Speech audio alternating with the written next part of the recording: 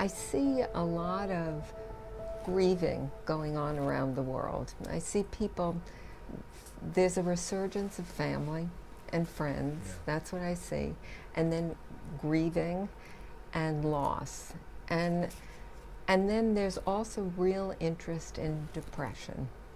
So with women in depression, or what would you say to women, because it's not just sadness. It's a profoundly important issue because it's growing so rapidly. The biggest epidemic I feel we have in America is loneliness. People don't feel like they're connected to the fabric of our of our people. They feel like they're no longer a raindrop falling into the ocean of humanity, and that isolation breeds a deeper kind of stress. I got to talk about depression very honestly here. And I've talked to psychologists about this and learned a fair amount about it from dealing with people on the show over the last decade.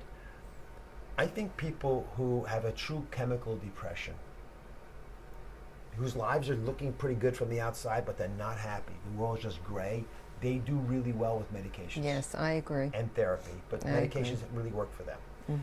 There are people whose lives just aren't good for whatever reason, bad circumstances, they've made mistakes, whatever it might be.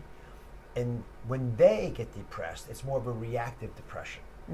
And giving them medications doesn't seem to work. So they need to actually change the environment. Some of their habits. And I bring this up not to blame anybody, but just to put the responsibility where it should be owned. If you're in an environment that stinks, change the environment. Don't look for a medical solution. In fact, crazily, the depression is actually nudging you, pushing you, shoving you, begging you to change the environment. Change your relationships, the people you hang with, change your job, change your, I mean, don't throw it all away. Figure out what's not right, and then be more assertive. And this is a real big issue for women. You have to teach people how to treat you. Now, you don't have to be a jerk. Right? You can be very polite but very assertive. These are certain things that I need to happen to live my full life. And I need you there to help me do it. Here's some action steps that I need you to work on with me. People, guess what? People like me, guys, will come along for the ride.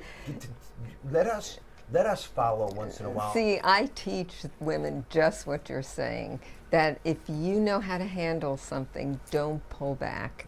In other words, what's the worst thing? You get shot down if you think it's important, but you don't want to get up the next morning if you don't say what you know. So I totally agree.